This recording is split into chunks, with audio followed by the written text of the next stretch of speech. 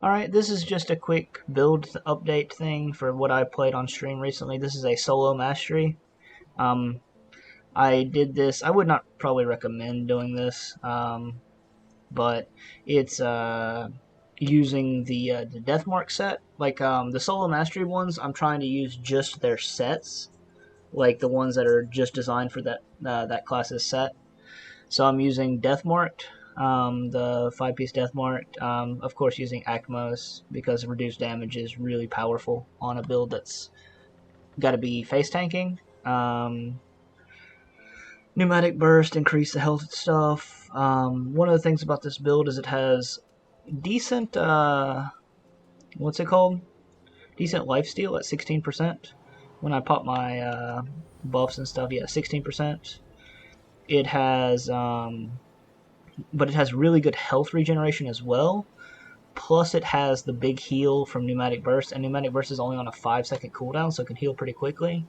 You get your potion, which you don't have to use very often. It's at 54% chance, or 54% phys res, with 31% chance to dodge, 46% chance to deflect. We have 26% chance to fumble, and 14% impaired aim, I believe, because we also took Tsunami. So yeah, 14% chance of impaired aim, which is always up. We get increased armor whenever we proc this, which we proc this all the time. We pretty much have this armor buff up all the time. We have the Circuit Breaker Turtle and the Circuit Breaker Giant Ghoulish Hunger, and the Circuit Breaker Giant's Blood for more health regen. We have a crap ton of health regen on this build. I went full defensive. We also get the heal from Chariot.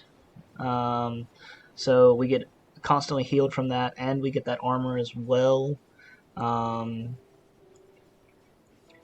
took no tier 3 devotions. This is just pure defensive devotions with a crap ton of health regen because it's a single Nightblade, and as you can see, I only have 1100 health. I thought about pumping this more, but it's only 2% per, and I don't really want to take points out of anything else. Execution, AQQ, and Whirling Death are my three big kind of damaging moves. These weapons turn a lot of that pierce damage into cold damage, and like AQQ is 100% pierce converted to cold, and Whirling Death is 100% pierce converted to cold. I get more RR on Veil of Shadows, as well as more weapon damage on Shadow Strike and crit damage on Shadow Strike. Problem is I'm not critting very much because I only have 2600 OA, barely 2700, which is fine because I went super defensive. 95% armor absorb, or 95% at almost 3k armor, which when my things proc, if I get over here, my armor gets almost to 3,000, like 2,900, and if things hit me, it goes over 3,000, because I get that other heal.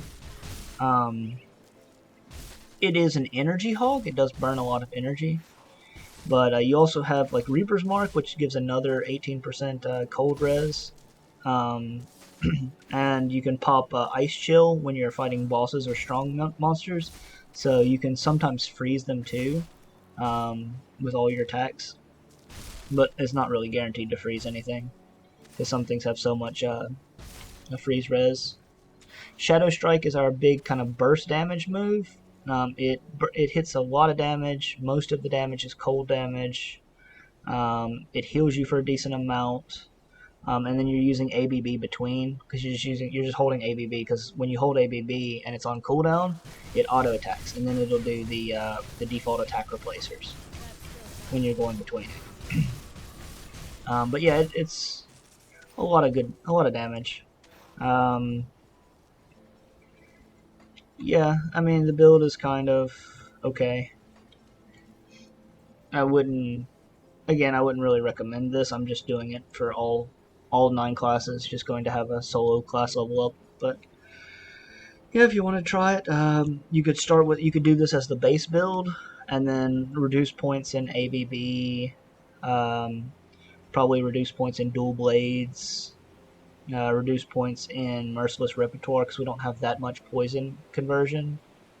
I'd keep your Phantasmal Armor. Probably reduce points in Nadalia's. Reduce points in Veil of Shadow, like the base skill. This is your dodge chance.